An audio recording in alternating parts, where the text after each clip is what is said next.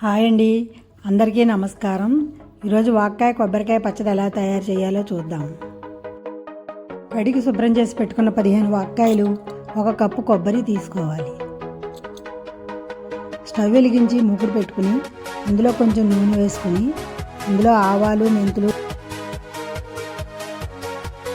మినపప్పు, జీలకర్ర, ఇంగువ, కరివేపాకు వేసుకుని వేయించుకోవాలి. అలాగే 4 స్పూన్లు నువ్వులను కూడా వేసుకుని వేయించుకోవాలి. ఇక్కడ నేను ముద్దింగు వాడుతున్నాను. ఒకవేళ అది లేనట్లయితే మీరు పొడి ఇంగువైనా వాడుకోవచ్చు.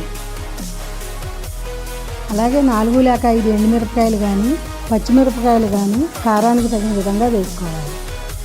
ముందుగా నూనెలో ఇంగు ముక్కను వేసుకుని కొంచెం వేయించుకోవాలి.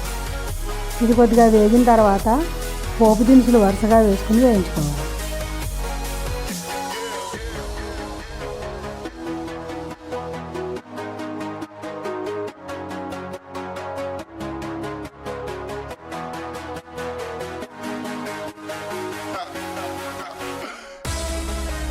ఇవన్నీ పూర్తిగా వేగిన తర్వాత వీటిని పక్కకు తీసుకుని చల్లారనివ్వాలి.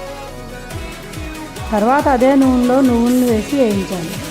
ఇది కొంచెం వేగిన తర్వాత వాక్కాయలను ఇందులో వేసి వేయించుకోవాలి.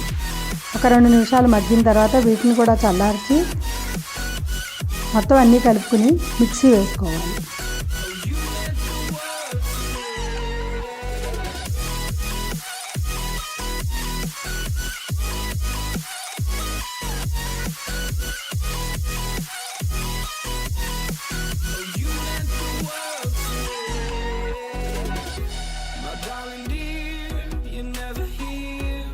ఇందులోనే కొంచెం పసుపు, రుచికి సరిపడా ఉప్పు కూడా వేసుకుని మిక్సీ చేసుకోవాలి.